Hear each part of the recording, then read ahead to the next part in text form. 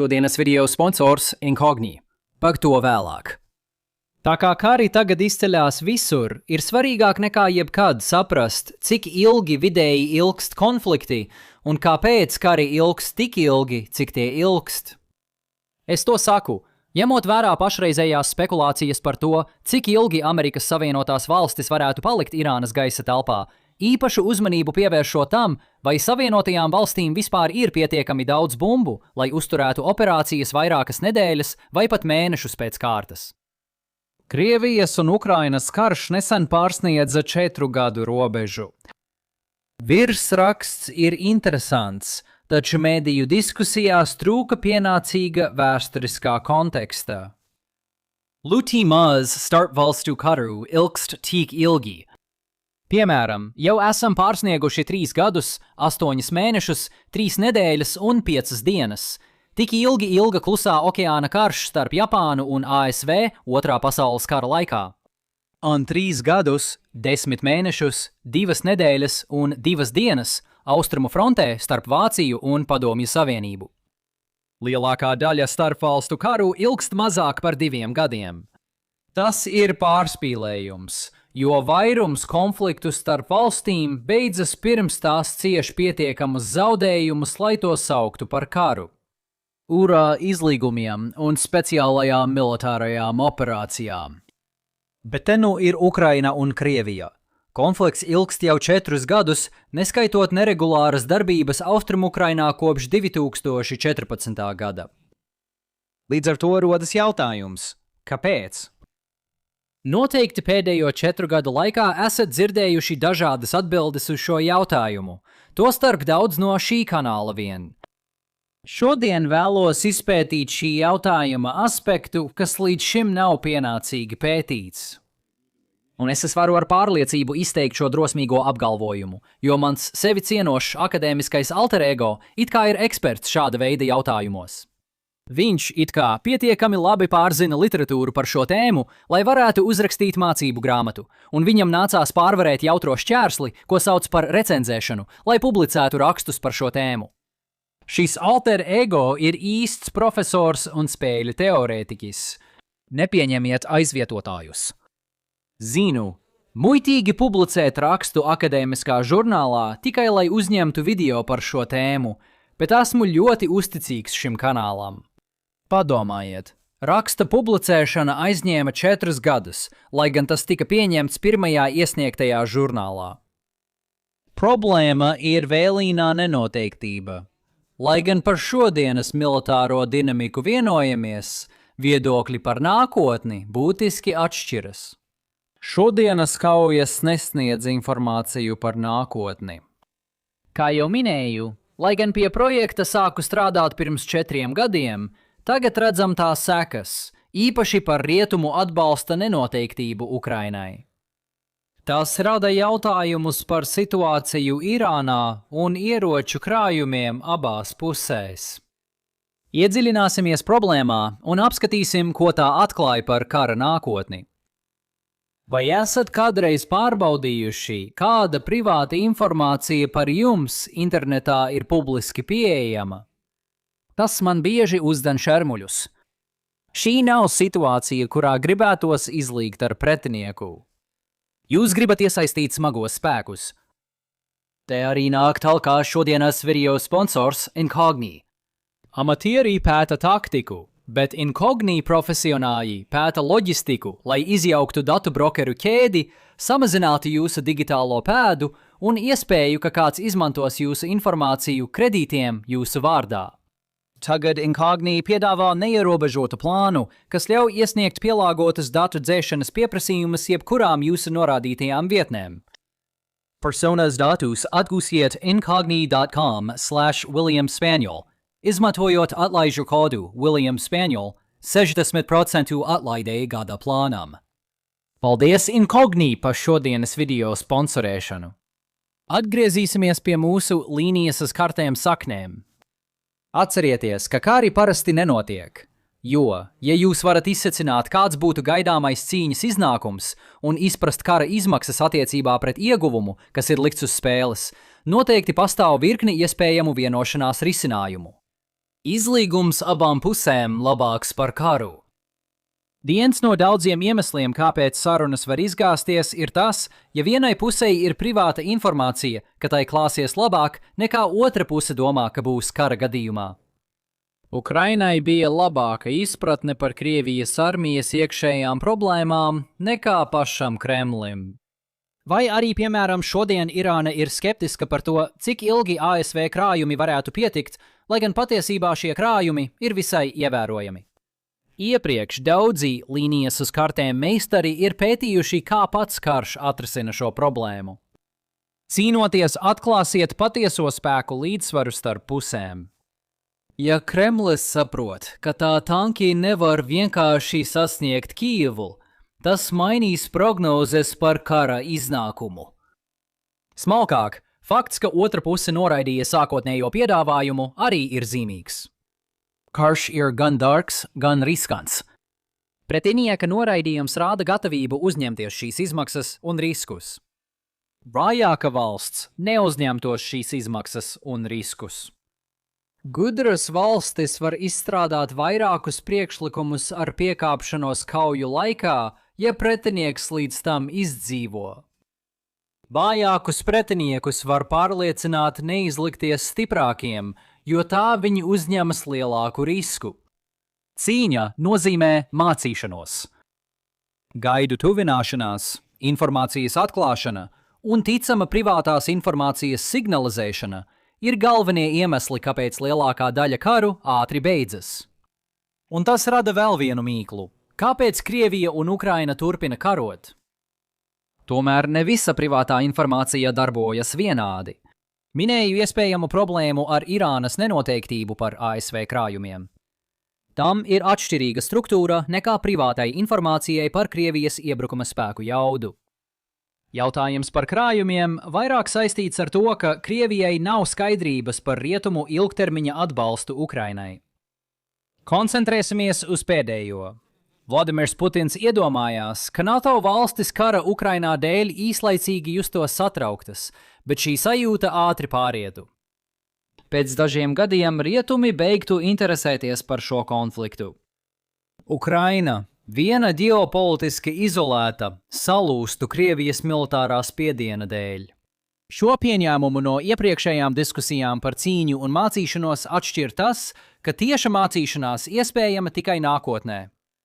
Ja Kremlim nav šaubu, ka NATO atbalstīs Ukrainu, piemēram, pirmajā iebrukuma gadā, tad, novērojot, kā NATO atbalsta Ukrainu šī iebrukuma pirmā gada laikā, Kremlim tas tieši neko nepasaka par to, kas notiks ilgtermiņā. Iepriekšējie darbi uzskatīja, ka pamatā esošās nenoteiktības avots ietekmē šodienas un rītdienas kaujas vienlīdz lielā mērā. Tāpēc nolēma noskaidrot, kas notiktu, ja būtu tikai vēlīnā posma nenoteiktība. Sekas nav labas. Diemžēl tāda paša veida konverģences process nav iespējams. Loģika ir šāda. Iedomājieties, ka es mēģinātu piedāvāt mazāku summu pie sarunu galda tieši tagad, cenšoties atšķirt vājāku tipu. Ideja ir tāda, ka, ja mans pretinieks noraida, es būšu pārliecināts, ka viņš ir spēcīgs, un nākamajās sarunās es attiecīgi palielināšu savu piedāvājumu. Tas darbojās, jo vājāks tips ciestu lielākas sekas, ja noraidītu piedāvājumu. Kā vājāks tips, viņi visticamāk zaudēs nākamo cīņu un būs sliktākā pozīcijā nākamajās sarunās. Tāpēc varēja atrast piedāvājumu, ko stiprākais atteiktu, bet vājākais pieņemtu. Ja privātā informācija svarīga tikai vēlīnos posmos, tas nestrādā. Tiešas mācīšanās neesamība nozīmē, ka arī netieša mācīšanās kļūst neiespējama. Ja stiprākais tips grib tagad cīnīties, lai vēlāk iegūtu lielāku piedāvājumu, arī vājākais to vēlas. Ja karš sākas, cīņas turpināsies līdz brīdim, kad parādīsies būtiska atšķirība kaujas lauka iznākumos starp stiprāko un vājāko tipu. Tas nav labi Irānā notiekošajam. Domstarpības par ASV operāciju ilgumu ir cīņas iemesls, un šāda informācija iegūstama grūti. Relatīvi labi aprīkotās Savienotās valstis nevar vienkārši pāris nedēļas karot un cerēt, ka Irāna padodas. Galu galā, ja Irāna izvēlētos šādu stratēģiju, netik labi aprīkotās Savienotās valstis varētu viegli izlikties stiprākas šajā laika posmā. Tas varētu nozīmēt ilgāku konfliktu šeit. Tas gandrīz noteikti nebūs tik ilgs kā Krievijas un Ukrainas karš. Par laimi, pēc 4 kara gadiem Ukrainā esam sasnieguši posmu, kur var atklāt svarīgu informāciju par Ukrainas ilgtermiņa perspektīvām. Tas rada interesantu jautājumu. Kuram bija taisnība? Vai tie bija kolektīvie rietumi, kas uzstāja, ka viņu apņemšanās ir spēcīga? Vai tas bija Putins, kurš domāja, ka viss sabruks? Tagad ir viegli paskatīties uz situācijas virspusi un secināt, ka Kremļa pusē bija taisnība. Šāda domāšana attiecas uz sarežģītajām ASV un Ukrainas attiecībām. Sarežģītās pozīcijas, kuras Amerikas Savienotās valstis ir ieņēmušas savās divpusējās attiecībās ar dažiem Eiropas sabiedrotajiem, Amerikas Savienoto valstu acīm redzami vēsās attiecības ar NATO kopumā un Trumpa neatbildētie palīdzības aicinājumi Hormuza šaurumā. Nu kā tas viss attīstīsies, vēl redzēsim, īpaši ņemot vērā jauno pavērsienu Irānas kara kontekstā. Bet es domāju, ka vismaz daļu no tā, ko mēs novērojam, ir mazāk Ukrainas kara sekas un vairāk vispārēji pieaugošo grūtību rezultāts, par kurām politikas veidotāji jau iepriekš zināja, ka tās kādā brīdī notiks. Un tieši šī neizbēgamā attīstība sākotnēji veicināja Kremļa nedrošību. Citiem vārdiem sakot, cēloņsakarība ir dīvaini apgriezta. Karš neizraisīja šos notikumus, bet gan gaidas, ka tie notiks, izraisīja karu izmantojot nenoteiktības mehānismu, ko minējām iepriekš. Man nav šaubu, ka tie, kas atrodas Briselē, uzskata šo laiku par neveiksmīgu. Labāk šīs grūtības risināt slēgtās Ziemeļatlantijas padomes sēdēs, nevis sabiedrības priekšā, kas arvien vairāk interesējas par NATO. Bet tāda ir dzīve. Izmaiņas, uz kurām es atsaucos, ir Eiropas drošības nastas pārlikšana Eiropas valstīm, lai ASV varētu vairāk koncentrēties uz Ķīnu, galveno konkurentu 21. gadsimtā. Jau jaunībā, apmeklējot vēl topošo Silīcija ieleju, bijušais NATO ģenerālsekretārs Jens Stoltenbergs sajuta šo neizbēgamību. Viņš juta, kā pasaules smaguma centrs pārvietojas no Atlantijas uz Kluso okeānu. NATO Ķīnu pieminēja savās samitu deklarācijās tikai 2019. gadā. Aliansei bija vajadzīgi vēl 2 gadi, lai ieņemtu stingrāku nostāju pret Ķīnu. Šodien NATO ir dīvainā stāvoklī. Ir iemesls, kāpēc 90. gados to uzskatīja par augstā kara artefaktu. Tā izveidota, lai atturētu Padomju Savienību no Eiropas. Nav Padomju Savienības, nav vajadzības pēc alianses. Ar laiku NATO atguva rietumu liberālo vērtību aizstāvja lomu.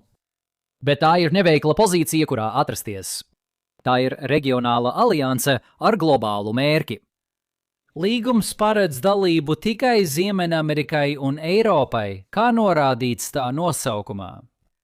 Tas ierobežo 5. panta aizsardzību Ziemeļatlantijas reģionā. Havaju salas nav aizsargātas 5. pantā. Ja rīt būtu Pearl Harboras atkārtojums, jūs varētu sagaidīt tikai dažas padomes konsultācijas pēc 4. panta. Es domāju, ka ja šodien viss sāktos no jauna, vidējais ASV prezidents veidotu globalizētu aliansi ar līdzīgi domājošām valstīm, piemēram, Japānu, Dienvidkoreju, Austrāliju un Jaunzēlandi. Aizmirstiet par NATO. Mums vajag Klusā okeāna, Okeānijas un Atlantijas līguma organizāciju, jeb angliski POTATO. Mēs savu jauno aliansi sauksim par kartupeļi. Nav vajadzīgs ģenerālsekretārs. Marka Rutes jaunais tituls var būt Misters Kartupeļgalva. Labi, varbūt tomēr nē. Tā kā kartupeļu pasaules nav, NATO ģenerālsekretārs arvien biežāk koordinē darbības ar Indo-Klusā okeāna partneriem. Daļa no tā ir ceļošana uz šīm valstīm, lai apspriestu militāros jautājumus. Daļa no tā ir šo valstu delegāciju izvietošana NATO vecajā galvenajā mītnē, pretī jaunajai ēkai. Tas viss ir tāpēc, ka realitāte ir tāda, ka lielākais drauds NATO 21. gadsimtā ir koordinēts uzbrukums. Ķīna uzbruk Indo-Klusā okeāna partneriem, kamēr Krievija rīkojas pie NATO austrumu robežas. Savienotās valstis, kuru intereses ir abās vietās, nespēj tikt galā ar divu frontu karu un ir spiestas izdarīt smagas izvēles. Jūs jau redzat norādes uz šo problēmu, kad Pentagons cenšas tikt galā ar savu slodzi saistībā ar Irānu. Irāna ir nieks, salīdzinot ar Ķīnu vai Krieviju. Ņemot vērā situāciju un ģeopolitiku, pārējais periods, kad Eiropa uzņemas galveno atbildību par kontinenta drošību, vienmēr bija sarežģīts. To varēja redzēt, kā viena administrācija pēc otras mēģināja pārliecināt Eiropu tērēt vairāk, taču labākajā gadījumā ar tikai minimāliem panākumiem. Kad administrācija nolēma pilnībā īstenot pāreju, daži sabiedrotie neizbēgami šo soli noraidīja. Tas ir izraisījis daudzus NATO iekšējos strīdus laikā, kad sabiedrība pievērš uzmanību Briseles politikai. Sabiedrība redz disfunkcionālu aliansi. Dažas Eiropas valstis attēlo ASV kā neusticamu partneri, kamēr ASV mēģina pārliecināt Eiropu par savu uzticamību, taču ar mazāku palīdzību nekā agrāk. Sabiedrībai trūkst plaša priekšstata par alianses vēsturi. Šādi strīdi nav jauni. Jauna ir tikai ārējā uzmanība. Ir viegli ļauties kārdinājumam uztvert NATO kā idealizētu aliansi, kurā partnervalstis harmoniski sadarbojas augstāka mērķa vārdā. Pat ja pastāv vienprātība par alianses mērķiem, joprojām ir domstarpības par sloga sadali šo mērķu sasniegšanai. Ja šķiet, ka šodien ir slikti, atcerieties, Francija kādreiz uz gadu desmitiem izstājās no NATO komandas struktūras, neticot Vašingtonas apņēmībai aizstāvēt Eiropu. Tas ir vienīgais iemesls, kāpēc NATO galvenā mītne šodien atrodas Beļģijā, agrāk tā atradās Francijā. Vai atceraties, kā minēju Mensu karus starp apvienoto karalisti un Islandi, kad apspriedām Islandes drošības attiecības? NATO izcedās, jo spēja labi risināt šos jautājumus un panākt vienprātību. Aiz ģimenes fotogrāfijas, ko partneri uzņem katrā samitā, slēpjas dziļāka nozīme. Ģimenes var strīdēties, bet galu galā tās joprojām ir ģimenes. Es zinu, ka tas šķiet pretrunīgi, bet alternatīva šim publiskajam strīdam ir tāda, ka alianse izjūg, tāpat kā gandrīz katra cita alianse, kas piedzīvoja grūtus laikus. Konflikti pieļaujami, ja to risināšanai ir 32 vēstnieki. Tāpēc šī ēka pastāv. Kremļa skatījumā Eiropa aizvietojusi ASV finansējuma iztrūkumu karam, un nav pazīmju, ka šis finansējums drīzumā beigtos. Vai tas atbild uz Kremļa jautājumu par NATO ilgtermiņa apņemšanos Ukrainai? Es nezinu. Jautājiet cilvēkiem, kas strādā Kremlī. Ja vairāk nekā 4 gadi atbalsta nav ilgtermiņa perspektīva, tad nezinu, kas ir. Vēlreiz paldies Incogni par šodienas video sponsorēšanu. Apmeklējiet incogni.com/William Spaniel, lai saņemtu piedāvājumu un aizsargātu sevi. Ja patika video, nospiediet patīk, dalieties un abonējiet kanālu. Tiekamies nākamreiz. Uz redzēšanos!